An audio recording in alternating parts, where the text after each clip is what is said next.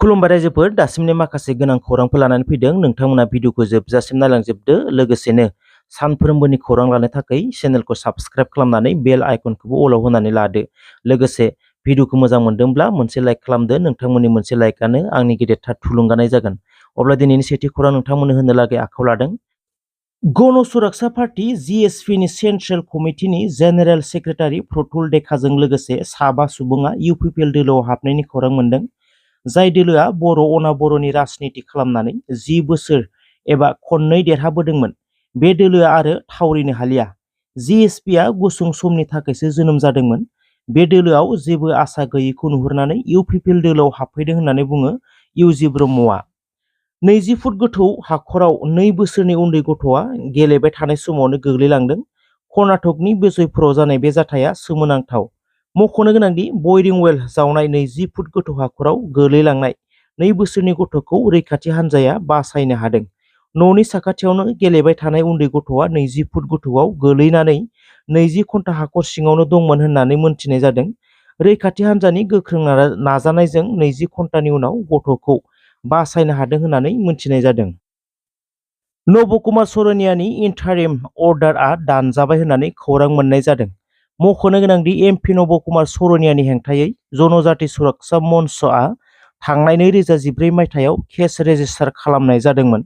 बिथांमोननि नाजानायजों नारानाथा स्क्रुटिनि कमिटिया speaking order होसेयावबो हाइकर्टआ नेवसिगारदोंमोन। Interim order लानानै बिसायख'थि गेलेनायनि खाबुखौ मोनफिनदोंमोन नब कुमार सरनियाआ। नाथाय जनजाति सुरक्षा मन्चनि दैदेनगिरिफोरनि गोख्रों नाजानायजों रेपिटेसन आपिल खालामफिननाय जादोंमोन डाबल ब्रेन्चआव। थांनाय 3 खालाराव बेनि बिसारा जानानै थाङो। बे बिसारनि गेजेरजोंनो नब कुमार सरनियानि इन्टारिम अर्डारखौ दानना होबाय होनना रिपर्टआव मोननाय जादों। नाथाय बेराफारसेथिं नब कुमार सरनियाआ प्रेस कनफारेन्सनि गेजेरजों बुंदों फाइनाल जाजमेन्टआ जाबावगोनखौ आसा खालामदों नब कुमार सरनियाआ। 19 खालारनि सिगांनो फाइनाल जाजमेन्ट जाबावगोन होननानै बुंदों नब कुमार सरनियाआ। मख'नो गोनांदि दासिमहालागै हार मानिनानै लानो हायाखै नब कुमार सरनियाआ। बिथांनिफ्राय ओंखारनाय रावफोरखौ सानोब्ला दासिमबो गेलेनो मोनगोननि बाथ्राखौनो बुंबाय थायो बिथाङा। नाथाय समासो खोन्थासिगोन। दासिमावथ' रिपर्टखौ मोननाय बायदिब्ला गेलेनो मोनला होनना मोनथिनो मोननाय जादों। आदिबासि सावताली जनगोष्ठीनि सुबुंफोरा हानि पाट्टा मोननो हायैनि थाखाय उदालगुरि जिल्लानि माजबाद ओनसोलनि सनापुर गामियाव फैबाय थानाय लकसभा बिसायख'थिखौ लानानै सनापुर एफासिया गं 19 गामिनि रायजो राजाफोरखौ लानानै जर'खा सावरायमेल खुंदों। बिटिआर आरो आसामनि थागिबि आदिबासि हारिनि नखरफोरनो हानि पाट्टा होनो सरकारखौ खावलायदों एपिएनि एक्स कामान्डार मुन्ना मुर्मुआ। रुलिं गभर्नमेन्टखौ फोथायनानै आसा खालामनानै भटखौ होदोंमोन, नाथाय 4 बोसोराव जोंनि थाखाय लामा दालां आरो हा हुनि खामानिखौ मावना होआसै। बे बाराव जों मा आसा आरो फोथायनाय लानानै भट होगोन होनना बुङो। उदालगुरियाव बिजेपिनो बिथांमोना भट होगोनखौ रोखायै नुनो मोन्दों। नाथाय क'क्राझाराव इउपिपिएलनो भट होगोन ना होआ बुंनो हाया। बिथांमोना बुंनाय बायदिब्ला क'क्राझारावबो बिजेपिनि बिजाथि थानायमोनब्ला बिजेपिनोनो भटखौ होगौमोन। नाथाय दा सोरनो होगोन सिन्था सरसा सोलिगासिनो दं होनना बुंनायखौ नुनो मोन्दों। कलेजाव फरायनाय फरायसाफोरनि थाखाय आसामनि गिबि मन्थ्रि डक्टर हिमन्त बिश्व शर्माया मोजां खौरां फोसावदों। फिसाज्लाफोरनि फरायनायनि बिबाना बिफानि आरो फिसाजोफोरनि फरायनायनि बिबानखौ मामाया लागोन होननानै रायजो राजानि सिगाङाव बुंनायखौ नुनो मोन्दों। मेट्रिक पास जानाय फरायसुलिफोरनि थाखाय 10,000, हायार सेकेन्डारि पास जानायफोरनि थाखाय 12,500 आरो इउनिभार्सिटियाव फरायनायफोरनो 25,000 रां बेंक एकाउन्टआव सोना होगोन होनना फोसावनायखौ नुनो मोन्दों। फोसावनाय अनसुंथाइ एबा रांखौ माब्ला मोनगोन आरो माब्ला सोना होगोन आरो मोनमारगोन ना मोनमारा समासो खिन्थासिगोन। बिसायख'थिनि सिगां गोबां आइजोफोरनोबो 10,000 रां होनायनिबो खोथामोन, नाथाय बेबो उनफिननायखौ नुनो मोन्दों। बिथांमोनाबो 10,000 रांखौ मोनमारगोन ना मोनमारा समासो खिन्थासिगोन। बिटिआरआव वाइन शप खुलिनो थाखाय बिटिआरनि डेपुटि चिफ गबिन्द चन्द्र बसुमतारिया मदद खालामदों। मख'नो गोनांदि गासै 1500 वाइन शप खुलिनो थाखाय गबिन्द चन्द्र बसुमतारिया स्टेटआव एनअसि हरनानै लाइसेन्स बानायनानै होदों। बे बाथ्राखौ बुंदों बिपिएफनि लाइमोन गांखंनि नेहाथारि कास्टम बसुमतारिया। मख'नो गोनांदि प्रमद बर' दैदेननाय इउपिपिएल दोलोआ बुङो BPFनि खुंथाय समाव जौ जुवा ड्राग्सनि सरखार खालामबोदोंमोन। बेबादि बुंनायनि सायावनो कास्टम बसुमतारीनि गोख्रों फिनजाथाय।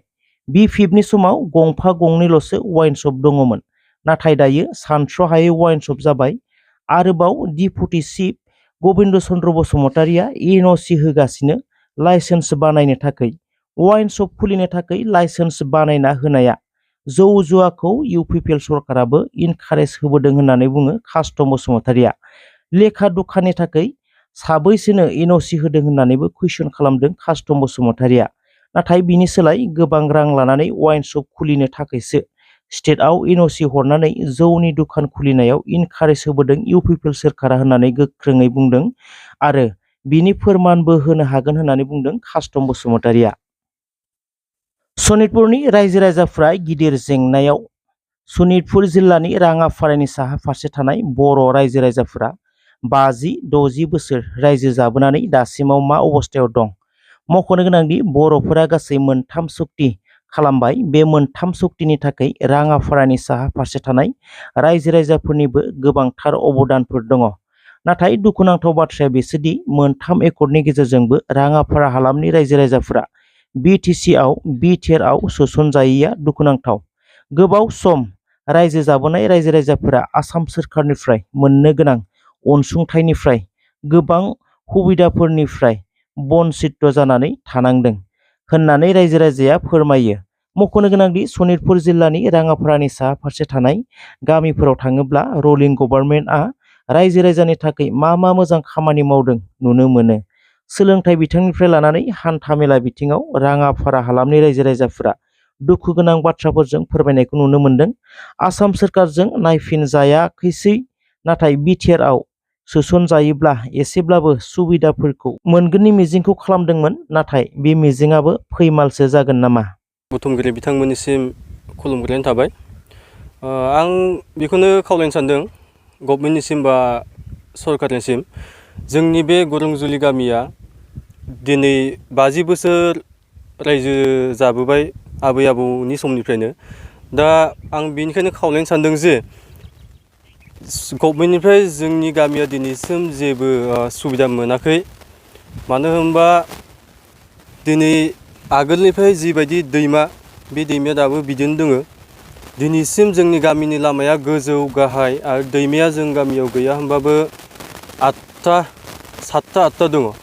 दा बाहाय जोंनाव दिनैसिम मोनसेबो कालभार बक्स होआखै बा मोननाय जायाखै गभर्नमेन्टनिफ्राय, बा दालां मोनसे बानायनाय मोनाखै। जों गभर्नमेन्टनिफ्राय जेबो सुबिदा मोनाखै। आं बेनिखायनो खावलायनो सानदों जे दायो जोंनि गभर्नमेन्टआ गासै जायगायावनो खना खनला गासै सुबिदा हरगासिनो बा हरनायखौ जों नुनो मोनबाय थादों। नाथाय जोंनि बेथिंजाय जों नुनो मोनदों जे जोंनिथिंजाय जेबो जों हरनायखौ नुनो मोनाखै। थेंक इउ सो माच रायजोफोर जायफोरा भिडिअखौ जोबजासिम नायजोब्बाय। नोंथांमोना भिडिअखौ मोजां मोनदोंब्ला मोनसे लाइक खालामदो। लोगोसेनो सानफ्रोमबोनि खौरां लानो थाखाय चेनेलखौ साबस्क्राइब खालामाखैबा साबस्क्राइब खालामनानै बेल आइकनखौबो अलाव होनानै लादो।